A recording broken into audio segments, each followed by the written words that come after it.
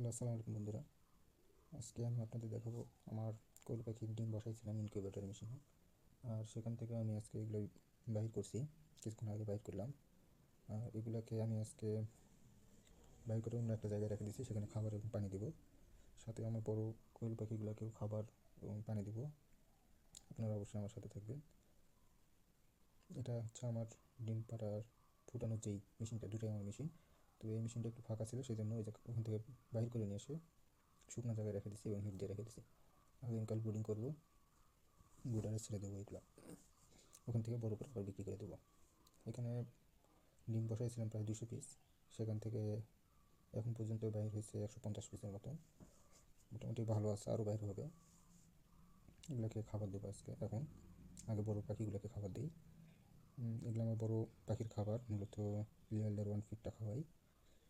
সাথে ওজন করে দেওয়া লাগে, তো এগুলো একটা পাখিকে আমি 25 গ্রাম করে খাবার দিই। আর 3 বেলা যেহেতু দিই, সেই হিসাবে একটা মাপ করে দিয়ে দিই এদেরকে। মানে সকাল, দুপুর আর রাতে 3 বেলা দেওয়া হয়। এগুলো যেগুলো খাঁচার মধ্যে আছে, এই পাখিগুলো মূলত ফুটানোর জন্য রেখে দেওয়া হয়েছে। আর ওই পাশে যে এখন যে খাবারগুলো দিচ্ছি যে পাখিগুলোকে, এগুলো মূলত মানে শুধু ডিম খাওয়ার জন্য, এগুলোতে কোনো পুরুষ নেই। এগুলো লেয়ার ফিডের পাশাপাশি আমি মূলত সবজিও দিয়ে থাকি, বিভিন্ন ধরনের সবজি। এবং যেহেতু শীতের মৌসুম, সেই জন্য পাতাকপিও দিয়ে রাখছি। এই ডিম কিছুক্ষণ আগেই উঠালাম, যার কারণে ডিম নাই, এই একটা ডিম পারছিল। এখান থেকে আসে আমি এখন ছোটো বাচ্চাদের জন্য খাবার রেডি করব। যেহেতু একদিনের বাচ্চা, ওরা বড় ফিডটা খাইতে পারে না, ওদের জন্য এই স্টার্টার ফিডটা 1 কেজি নিয়ে আসছিলাম, ছোটো দানা। কিন্তু ওটাতে হবে না, আরও ছোটো করতে হবে, যার জন্য একটু নরম করে, একটু ধুলো ধুলো করে তারপর দিতে হবে। এখানে কয়েকটা পাখি আছে, এগুলো আগের টিপে, এখনও ছেড়ে হয়নি, ছেড়ে হয়ে গেল। পানি দিতে হবে, খাবার দিতে হবে। এই যে আমি এখন এই যে ফিডগুলোকে গুঁড়া করব, একবার আটার মতন গুঁড়া করব, গুঁড়ো করে ওদেরকে খাইতে দিব। মূলত ভিডিওটা এখন থেকে আরও 2 দিন আগের ভিডিও, সময় পাইনি, সেই জন্য ভিডিওটা আপলোড করা হয়নি।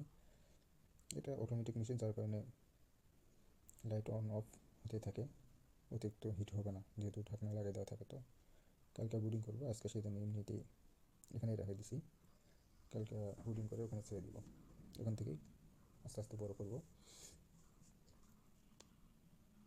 আমার খামারটা বেশি বড় না, আমি এর পাশাপাশি কিছু হাঁস আছে, আবার কিছু ফার্মি মুরগিও আছে, ওগুলো দেখাশোনা করি।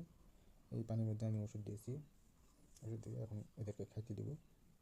কিছু মার্বেল দেওয়া লাগে, কিন্তু আমার কাছে মার্বেল না থাকায় ইটের ছোটো ছোটো, যেগুলোকে আমরা খোয়া বলে থাকি, ওইগুলো দিয়ে দিছি, যাতে পানিটার মধ্যে ওরা না যাইতে পারে বা যেন ভিজাতে না পারে, যেহেতু ছোটো বাচ্চা ঠান্ডা লাগতে পারে, মারা যেতে পারে, সেই জন্য এটার খোয়া দিয়ে রাখছি, যাতে করে সুন্দরভাবে ওরা খাইতে পারে আর ঠান্ডাও যেন না লাগে।